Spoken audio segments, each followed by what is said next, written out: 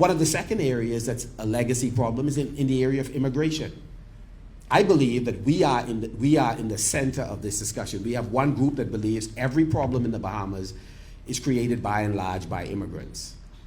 And then on the other side of that spectrum, we have a party, in my view, and we could debate it, that immigration discussions are often used for political purposes or personal benefit.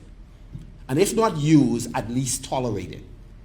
And I say tolerated because it makes no sense in 2025, you can have consultants, brokers I call them, who have 20 work permits in their briefcase, and they don't have the 20 workers yet. They're able to peddle them. In the Bahamas today, you can peddle work permits, permanent residency, and citizenship, in my view. I believe that we should have a sensible conversation about immigration. It's very difficult to do it today because it's such an emotive issue. Persons should come to the Bahamas on our terms. Whether it's for work or if they wish to cast their lot with us to work with us. We should define both at the blue and white collar level who's able to come in and on what terms. But we should not be xenophobic. We should not carry on as if we don't need more people in the Commonwealth of the Bahamas, because we do. I live in Grand Bahama, 55,000, maybe 60. The city of Freeport is designed for 250,000 persons. Most businesses in different categories will not succeed because they don't have the critical mass to support them. And a number of other businesses are not succeeding because we don't have the critical mass. But we could define how many people come in and on what terms without being displaced at the blue or the white collar level. But we should not feed into the fear and the paranoia and the xenophobia that a portion of our population wish to lap up and forces us to avoid discussing the issue in any real way for fear that somebody's going to accuse us of siding with foreigners, and soon there'll be no real Bahamians.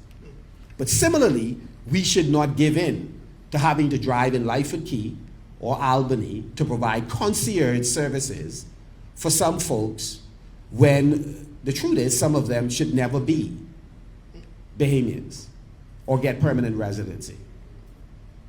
And so what has happened is we are caught between these two polars, these two extremes, when we should have a sober conversation about how do we protect our sovereignty without demonizing those that are fighting for their own survival.